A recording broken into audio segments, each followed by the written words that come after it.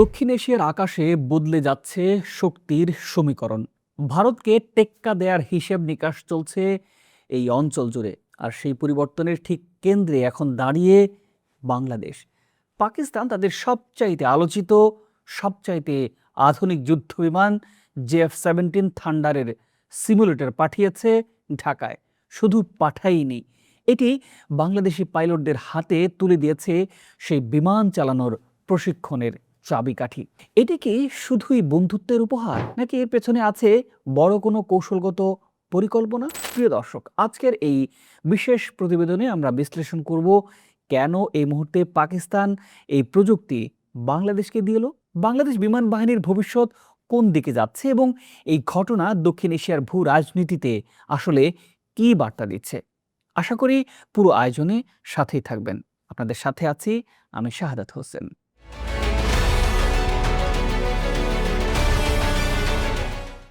2024 সালের গণঅভ্যুত্থানের পর বাংলাদেশের রাজনৈতিক মানচিত্র পাল্টে গেছে। ভারতের সঙ্গে সম্পর্কে এসেছে শিথিলতা, কিন্তু সে শূন্য স্থানে উষ্ণতা বাড়ছে বাংলাদেশ পাকিস্তান সম্পর্কে। এই নতুন সমীকরণের প্রথম বড় দৃশ্যমান ফলটি হলো এই সিমুলেটর। প্রধানমন্ত্রী তারেক রহমানের নেতৃত্বে নতুন সরকার গঠনের পরপরই এবছরের মে মাসে ঢাকায় অনুষ্ঠিত হয় বাংলাদেশ ও পাকিস্তান বিমান বাহিনীর মধ্যে আনুষ্ঠানিক এয়ার স্টাফ টকস।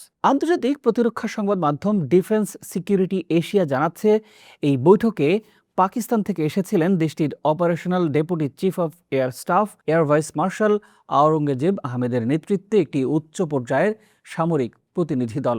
এটি স্রেফ সৌজন্য সফর ছিল না, প্রতিনিধি দলটির পেছনে ছিল গভীর বাণিজ্যিক ও ভূ রাজনৈতিক উদ্দেশ্য, এমনটাই মনে করছেন প্রতিরক্ষা বিশ্লেষকরা।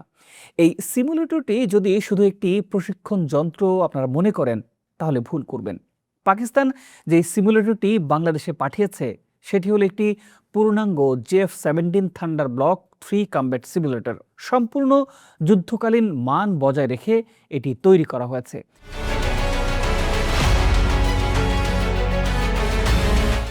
এই সিস্টেমে বাংলাদেশের পাইলটরা আসলে যুদ্ধ বিমানে ওঠার আগেই যে কোনো মিশন বা অভিযানের বাস্তবসম্মত অনুশীলন করতে পারবেন। কিন্তু এখানে একটি বড় কৌশলগত প্রশ্ন সবার সামনে আসে। কোনো দেশকে সিমুলেটর দেয়া হয় তখনই যখন সেই দেশ নতুন যুদ্ধ বিমান কেনার চূড়ান্ত পর্যায়ে থাকে। কারণটা সহজ, নতুন যুদ্ধ বিমান কেনার পর সবচাইতে বেশি সময় লাগে পাইলট ও ইঞ্জিনিয়ারদের সেই প্রযুক্তির সাথে মানিয়ে নিতে। সিমুলেটর দিয়ে এই প্রস্তুতি আগেভাগে নিলে বিমান আসার পরপরই সেটা অপারেশনাল হয়ে যায়। বিশ্লেষকদের ভাষায় এই সিমুলেটর হলো ভবিষ্যতের ফাইটার জেট চুক্তির ভিত্তিপ্রস্তর। মে মাসে সেই এয়ার স্টাফ টকসে পাকিস্তান বিমান বাহিনীর কর্মকর্তারা বাংলাদেশের সামনে একটি অত্যন্ত গুরুত্বপূর্ণ উপস্থাপনা রাখেন। তারা শুধু বিমানের প্রযুক্তিগত বৈশিষ্ট্যই বলেননি, তারা যুদ্ধে কার্যকারিতার প্রমাণ দিয়েছেন। 2025 সালের মে মাসে ভারত ও পাকিস্তানের মধ্যে তৈরি হওয়া যুদ্ধকালীন পরিস্থিতিতে JF-17 থান্ডার ব্লক কিভাবে ভারতের ফরাসি রাফাল যুদ্ধ বিমানের তুলনায় নিজের শ্রেষ্ঠত্ব প্রমাণ করেছিল, সেই তুলনামূলক যুদ্ধচিত্র বাংলাদেশের সামনেও উপস্থাপন করা হয়েছে। সামরিক বিশেষজ্ঞরা বলছেন, এই ধরনের কৌশলী উপস্থাপনা একটি ক্রেতা দেশের মনস্তত্ত্বে সরাসরি এবং গভীর প্রভাব ফেলে।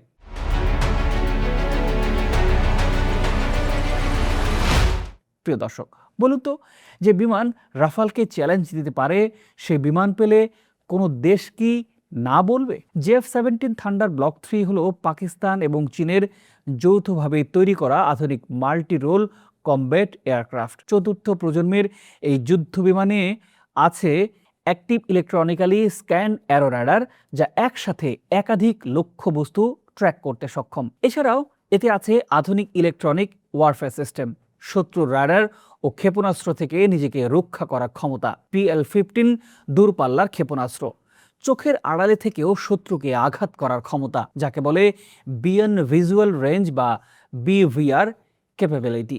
বিশেষজ্ঞদের মতে এই প্রযুক্তি এই বিমানকে বাস্তব যুদ্ধে অত্যন্ত বিপজ্জনক করে তোলে। এখন প্রশ্ন হলো, বাংলাদেশ কি আসলেই এই বিমান কিনছে? ডিফেন্স সিকিউরিটি এশিয়ার প্রতিবেদন বলছে, সংখ্যা ও অর্থের দিক থেকে চুক্তিটি হতে পারে বিশাল। প্রথম ধাপে বাংলাদেশ কিনতে পারে 16টি JF-17 ব্লক 3 যুদ্ধবিমান। পরবর্তীতে সেই সংখ্যা বাড়তে পারে 48টি পর্যন্ত। সম্ভাব্য চুক্তির আর্থিক মূল্য দাঁড়াতে পারে প্রায় 720 মিলিয়ন মার্কিন ডলার, অর্থাৎ প্রায় 8,000 কোটি টাকার বেশি। এটি বাংলাদেশের সামরিক ইতিহাসের অন্যতম বৃহত্তম প্রতিরক্ষা ক্রয় হতে পারে। আর এই চুক্তি বাস্তবে পরিণত হলে বাংলাদেশ বিমান বাহিনীর পুরো কাঠামোই একেবারে পাল্টে যাবে।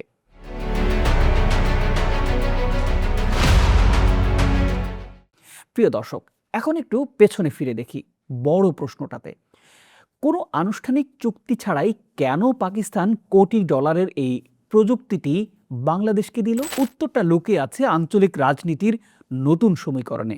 বাংলাদেশের বর্তমান বিমান বাহিনীতে আছে পুরনো F-7 এবং কিছু MiG-29 যুদ্ধবিমান, যেগুলো আর আধুনিক যুদ্ধ প্রযুক্তির সঙ্গে পাল্লা দিতে পারছে না। ফোর্সেস গোল 2030 এর আওতায় বিমান বাহিনীকে আধুনিক করার পরিকল্পনা নেওয়া হচ্ছে, আর সেই পরিকল্পনার সঙ্গে পাকিস্তানের স্বার্থে মিলে গেছে।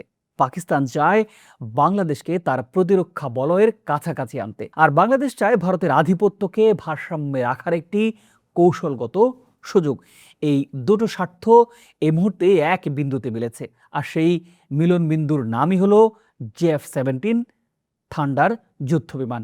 এই চুক্তি যদি বাস্তবে রূপ নেয় তাহলে দক্ষিণ এশিয়ার সামরিক ভারসাম্যে এক বড় পরিবর্তন আসবে। এশিয়ান রাডার, দূরপাল্লার PL-15 ক্ষেপণাস্ত্র আর আধুনিক ইলেকট্রনিক ওয়ারফেয়ার, এই সব প্রযুক্তি নিয়ে JF-17 ব্লক 3 বাংলাদেশ বিমান বাহিনীতে যুক্ত হলে বদলে যেতে পারে আঞ্চলিক সামরিক সমীকরণ। বিশ্লেষকরা বলছেন এটি বাংলাদেশের বিমান প্রতিরক্ষা একটি নতুন যুগের সূচনা হবে। একটা দেশ যখন তার আকাশ শক্তি বাড়ায় তখন সে শুধু প্রতিরক্ষাই করে না, সে কূটনৈতিক আলোচনার টেবিলেও নিজের অবস্থান শক্তিশালী করে। বাংলাদেশ এখন ঠিক সেই পথেই হাঁটছে, তবে সব কিছু এখনও নিশ্চিত নয়। এ বিষয়ে আনুষ্ঠানিকভাবে এখনও কিছু জানায়নি বাংলাদেশ সরকার বা বিমান বাহিনী। পাকিস্তানের পক্ষ থেকেও কোনো চূড়ান্ত চুক্তির ঘোষণা আসেনি। পুরো বিষয়টি এখনও আলোচনা ও কৌশলগত পর্যবেক্ষণের মধ্যেই সীমাবদ্ধ আছে। কিন্তু একটি সিমুলেটর যখন ঢাকায় পৌঁছে যায় তখন বুঝতে হবে আলোচনা অনেক দূর এগিয়ে গেছে, যেটা আমরা কয়েকদিন বিমান বাহিনী প্রধানের মুখ থেকে শুনেছি। তিনি বলেছেন অচিরেই বাংলাদেশে আসছে যুদ্ধবিমান। দক্ষিণ এশিয়ার আকাশে নতুন শক্তির সমীকরণ এখন লেখা হচ্ছে, আর বাংলাদেশ এখন সেই সমীকরণের একটি গুরুত্বপূর্ণ চালকের ভূমিকায়। প্রিয় দর্শক, প্রতিবেদনটি ভালো লাগলে লাইক ও শেয়ার করে দিতে পারেন। আজ এ পর্যন্তই। ভালো থাকুন, সুস্থ থাকুন। দেখা হবে পরের বিশ্লেষণে। আল্লাহ হাফেজ।